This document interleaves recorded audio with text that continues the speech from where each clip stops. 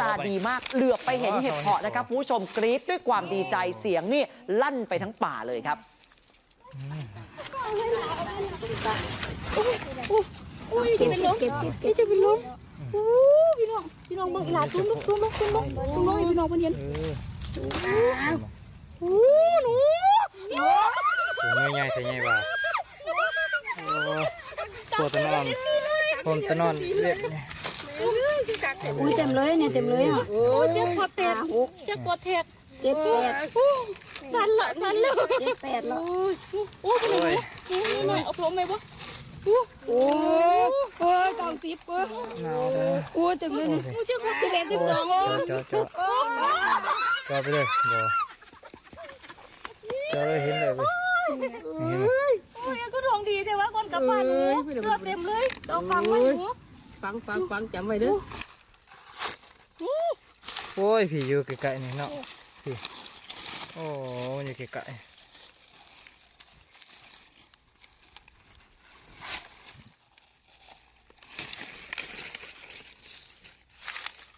ผีร้ายบ่นร้ายไปร้ายเนาะหนูใหญ่ขนาด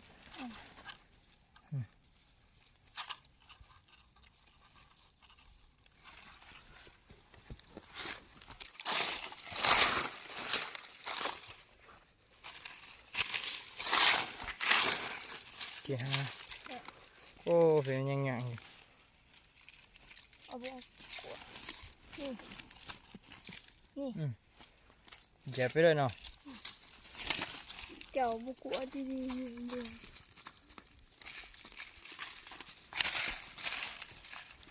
มาหาบอลเดียวนี่กระไรบอลเดียวนี่เว้ย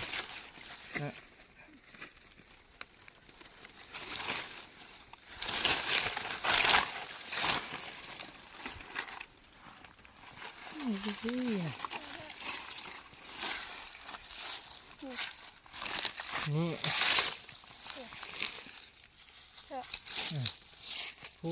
นี่นะโอ้มาเด้อกินให้พอด้วยวันนี้โอ้ถูกกินพอ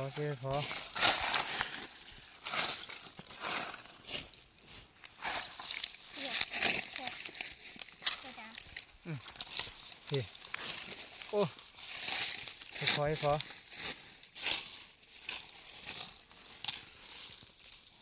เก็บให้หมดสุดท้ายเนี่ย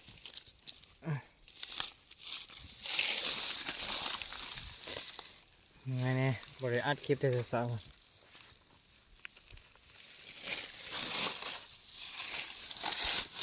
ให้ถุง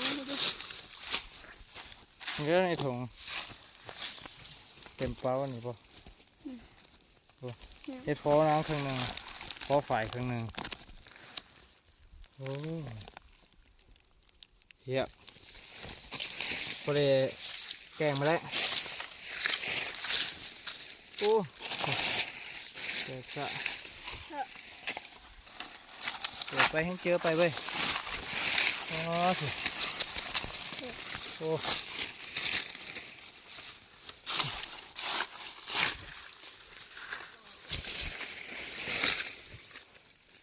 เปิดไปให้เจอไปเว้ย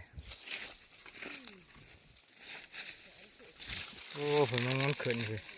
เป็นบ่เบอร์ให้โตแล้วไปเอาบอลให้เสียบโอ้ฮ่าบ่เว้ยนะไปเอาเบอร์ได้สิฮะพอฝ่ายเขาฝากนี่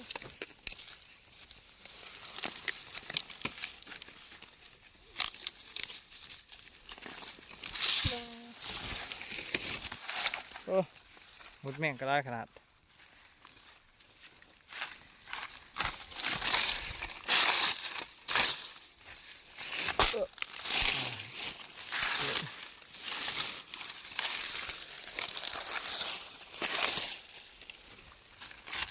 นี่คุณหรือว่า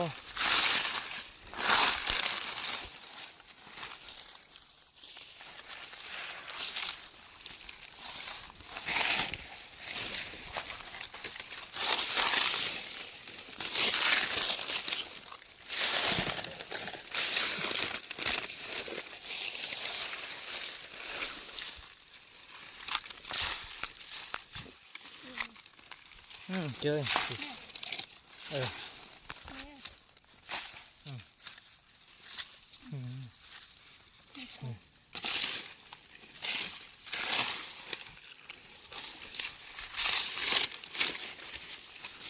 โอ้ยแต่หาเฮ็ดมากเห็นบอลนี่แหล้วลายกว่าหมู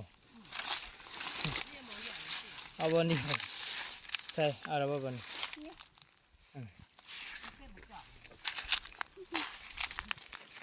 เตะบอลมันพวกคือจะ4 ล้อก็จะ4เบิดหน่อยได้3-4 บอลกับพวกแห้งแล้วนี่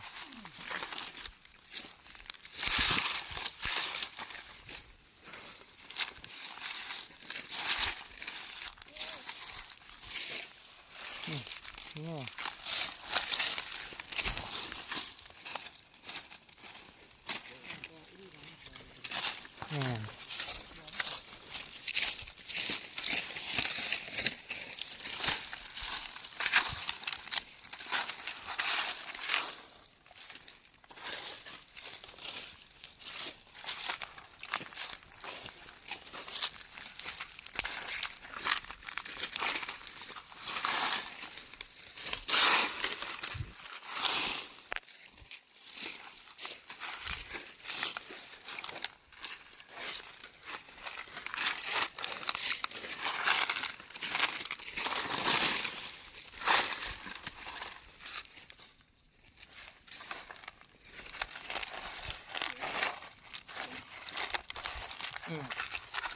เก็บไก่ไปเลย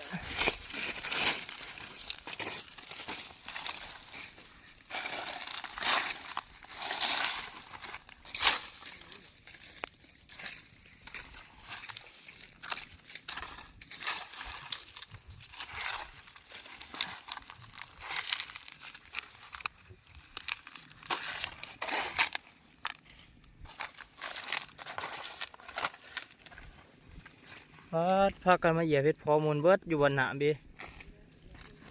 มูลจนเบิดนี่มูลจนเบิดจนนุ่มไปเลย เขาย่างเหยียบเลยเนาะ อ๋อเลยสังเกตเขาก็ยังมาทางนี้แหละแต่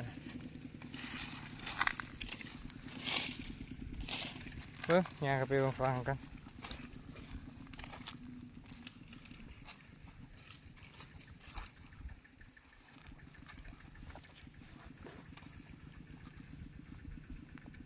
แค่ต้นตะแบง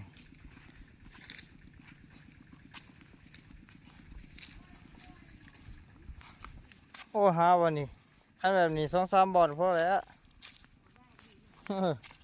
ออกร้ายขนาด